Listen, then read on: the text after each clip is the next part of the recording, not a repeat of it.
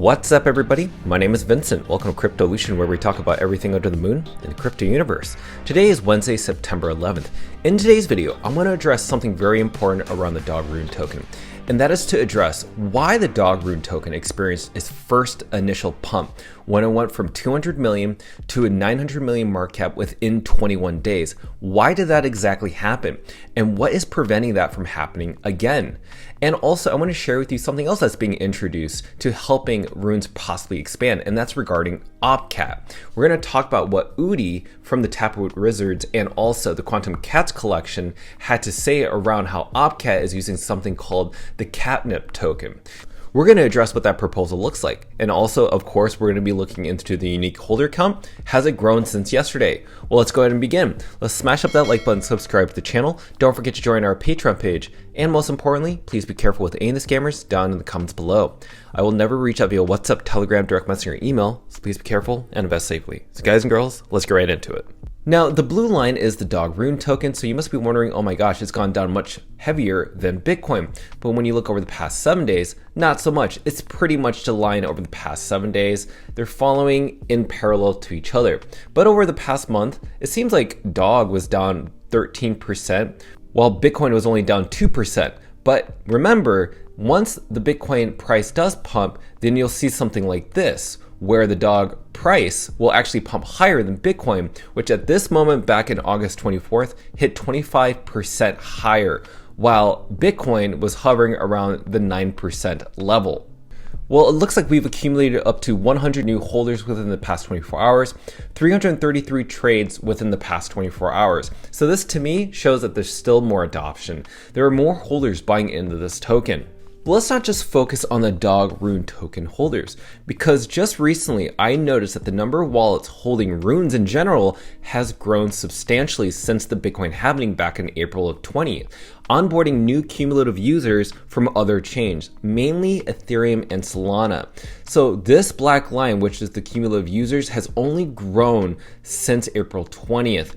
And the number of wallets have actually kind of fluctuated. But if you've noticed recently, there are more wallets that are being created. So that to me shows that these active wallets are continuing to buy runes on a day-to-day basis. And I want to remind everybody that we're only 4.5 months in to the rune's birth since its inception. So this is kind of crazy to see this amount of growth within this amount of time frame. I think that's mainly because this is on Bitcoin, which has one of the most largest liquidity pools and market caps out there across all different blockchains. Now, I just want to share with everybody regarding holders, okay? This is really important. Now, this is the difference between a free and fair movement versus a token that has a team allocation, coal allocation, which is a key opinion leader, or just influencers, right? So Ordi, say for instance, most likely had those types of things, or they actually had a certain amount of tokens, a percentage that was allocated to pay for listings, to pay centralized exchanges, and also market makers to put their token listed. But as a result of that, there are not that many holders, only 25,000. These are mainly whales or people that really just have a big bag of a specific token. Now, if you look at the amount of unique holders compared to the Dog Rune token, the Dog Rune token has a 270 million market cap, while the holders is 87,408. So that's something that I think is very important for you guys and girls to understand, is that this is what happens, and this is what organic community looks like when you don't have these key opinion leaders or teams or influencers having exposure to their tokens, because that's what happens. They will liquidate their position on retail investors when that token goes live.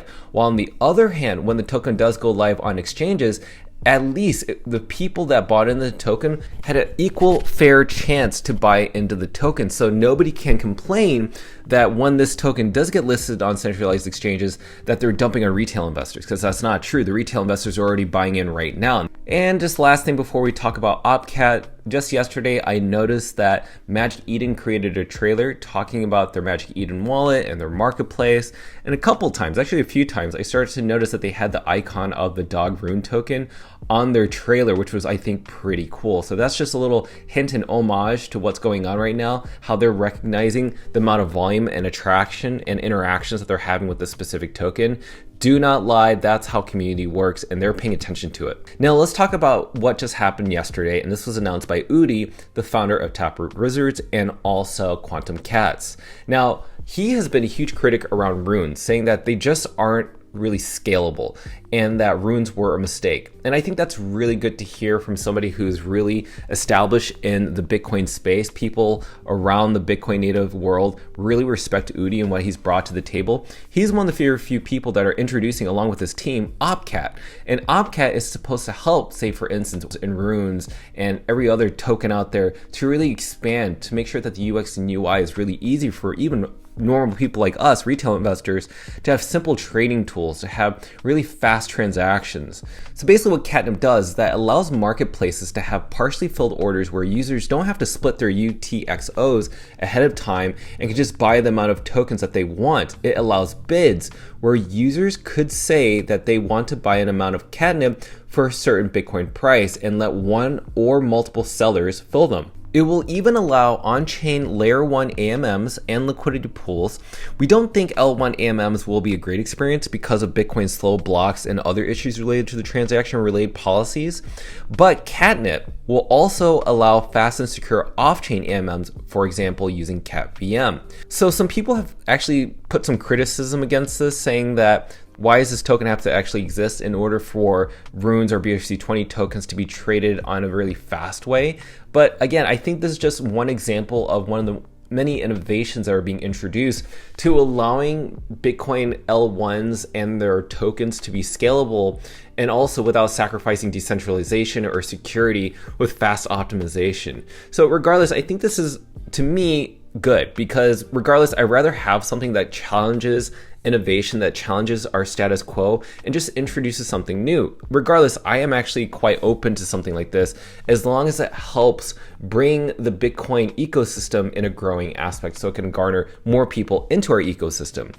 But regardless of what the criticism that he faced, he said the explicit goal of runes announced by its creator was to kill BRC20 tokens. Catnip isn't trying to kill anything. It's a fun Opcat experiment and people may or may not choose to use it. If runes are so great, no one will bother with Catnip, so don't worry.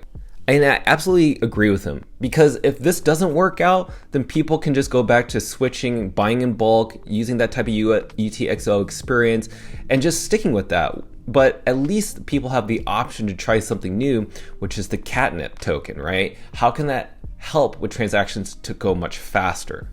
Now, you stuck around to the very end because we wanted to address why did the dog rune token pump the very first time? As I stated in the very beginning of the video, it pumped from 200 million to 980 million within 21 days. So this is my point of view. This is why I think it pumped. Mainly, I think a whole bunch of whales decided, you know what? This looks like a great opportunity to buy this specific dip. And what happened was we started seeing a cascading effect of retail investors following that trend, following that pump, and then those whales or maybe whoever bought in big bulks decided to liquidate. Then again, we talked about the stages or the psychology of market cycles, of how that kind of goes down in a downward trend bear market. I'll put a link on the upper right hand side if you haven't seen that video, and that was posted yesterday. But that's typically what happens in market cycles. So right now, this is the exact same place that we were before. No one ever wants to buy when there's fear in the market. But sharks, people who have been in the OG space or veterans within cryptocurrency, know that this is the time to buy.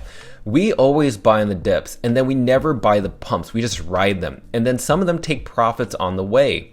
Regardless, this is something that you need to pay attention to, because what's the most important factor is that this is just a small micro cap or a small percentage of Bitcoin's market cap into runes, and especially into dog.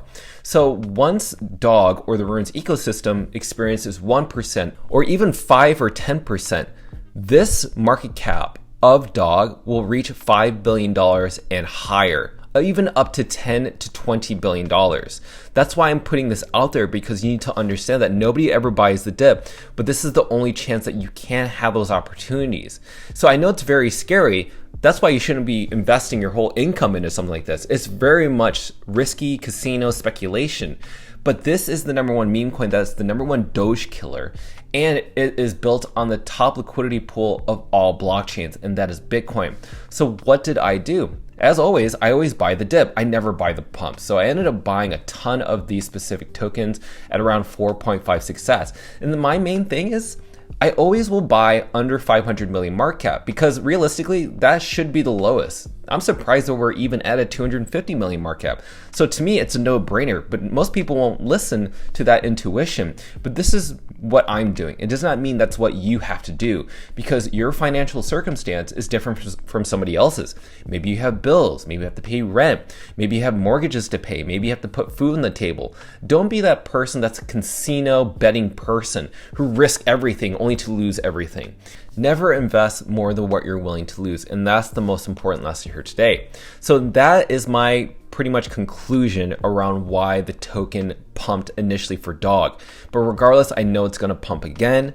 You've heard what we've seen from Udi, introducing something new to the space to help BRC20 tokens and runes expand, using their OpCat and catnip features, and also using the unique holder count grow still today, and how this is very different, the dog rune token, compared to centralized coins such as Ordi, the number one meme coin of BRC20s, and how that was completely different from the free and fair movement of dog, and how everybody is treated equally and is given an equal opportunity to participate in the token. So if you like what you've seen, like what you've heard, if you want to support this channel and you want to see more videos about dog, please smash up that like button, subscribe to the channel. Don't forget to join our Patreon page to receive all of our alpha calls and trade regarding dog out of the moon. Till then, see you guys and girls next time.